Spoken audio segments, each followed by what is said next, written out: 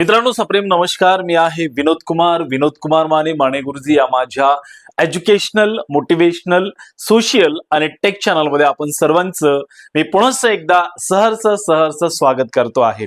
मित्रांनो, आजच्या या व्हिडिओमध्ये शिक्षक फाउंडेशन द्वारा संचालित महाराष्ट्र शिक्षक पॅनल अर्थात MSP द्वारा आयोजित राज्यस्तरीय सेवा सन्मान आदर्श शिक्षक पुरस्कार शिर्डी 2026 या आयोजित कार्यक्रमामध्ये जळगाव महाराष्ट्र येथील सुप्रसिद्ध युवा कवयित्री माननीय गुंजन पाटील यांनी आपल्या संवेदनशील लेखणीतून समाज मनातील भावनांचं चित्रण केलेलं आहे.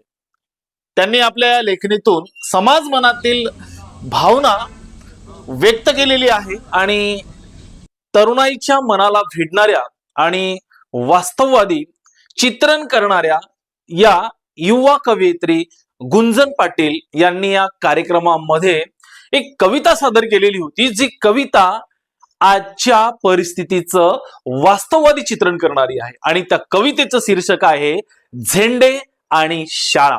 मित्रांनो, चला तर ऐकूया युवा कवयित्री मान्य गुंजन पाटील यांच्या वाणीतून ही आजच्या परिस्थितीचं चित्रण करणारी वास्तववादी कविता. माझा आवाज पोहोचतोय शेवटपर्यंत? या समाजाला घडवण्यासाठी सध्याच्या स्थितीत जर मला आशा वाटते कोणाकडून, तर ती फक्त शिक्षकांकडून वाटते.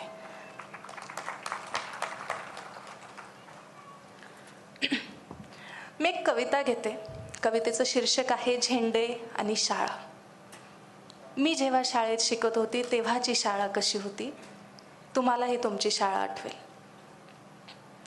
की माझी शाळा तशी पडकीच होती. माझी शाळा तशी पडकीच होती, देशासारखी मोडकळीस आलेली.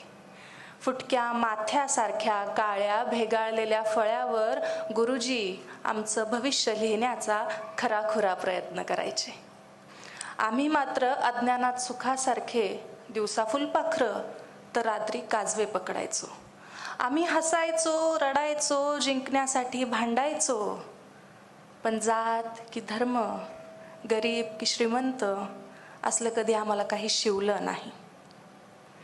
स्वातंत्र्य दिनी बांधलेल्या विविध रंगी पताकांसारखे एकाच खळाने घट्ट चिकटलेले, आडव्या रेषात गुंफलेले, पण मनाने सारे सरळ.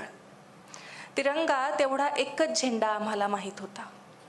तिरंगा एवढा एकच झेंडा आम्हाला माहीत होता. राष्ट्रगीत आणि खरा तो एकची धर्म गाताना देहभान विसरून जायचो आम्ही.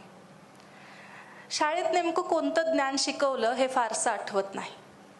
शाळेत नेमकं कोणतं ज्ञान शिकवलं हे फारसं आठवत नाही. मात्र अर्धी पिशवी सुगडी सर्वांना समान वाटणारे गुरुजी तेवढे आठवतात.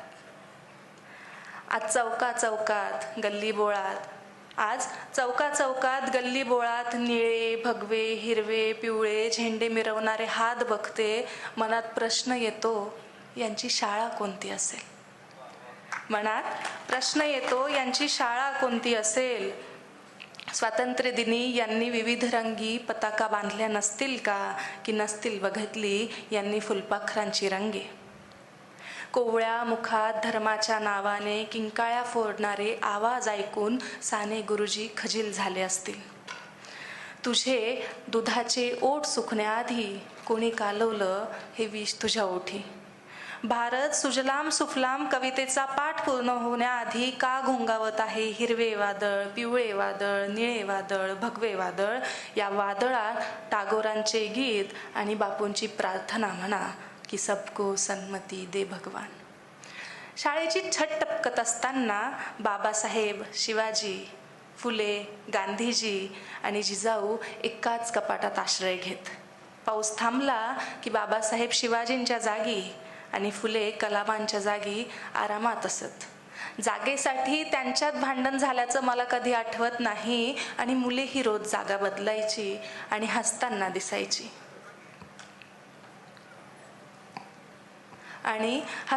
दिसायची. आज चिरेबंद वाड्यात थाटलेल्या उंच इमारतीत सजलेल्या शाळा बघून मनात प्रश्न येतो, माणूसपणाचे धडे हे कुठल्या पुस्तकातून देत असतील? जगाशी स्पर्धा करणारे ज्ञान शिकवा. Shall I stop?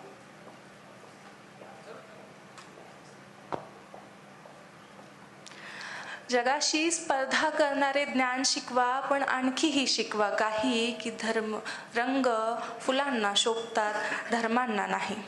तो आपलाच आहे हे सांगताना माझी करुणा जागी व्हायची. आज तो आपलाच आहे का हे विचारताना मला भीती वाटते. त्या चिमुकल्यांना इतकेच सांगा, त्या चिमुकल्यांना इतकेच सांगा की रंग लाल असतो रक्ताचा, आणि दुसऱ्याचे दुःख समजून घेता धर्म जागत राहतो माणसाचा. दुसऱ्याचे दुःख समजून घेता धर्म जागत राहतो माणसांचा. मॅडम, तुमचे खूप खूप स्वागत आहे. खरं तर शाळा, झेंडे आणि शाळा ही कविता मी फार एखादी ठिकाणी घेतली असणार आहे. कदाचित याच दिवसाची वाट ती कविता बघत असेल, म्हणून तुमच्यासमोर ती कविता सादर केली. आणि मित्रांनो, ही कविता जर तुम्हाला आवडली असेल तर नक्कीच या व्हिडिओला लाईक करा. चॅनलवर नवीन असाल तर चॅनलला सबस्क्राईब करायला विसरू नका. धन्यवाद. जय महाराष्ट्र.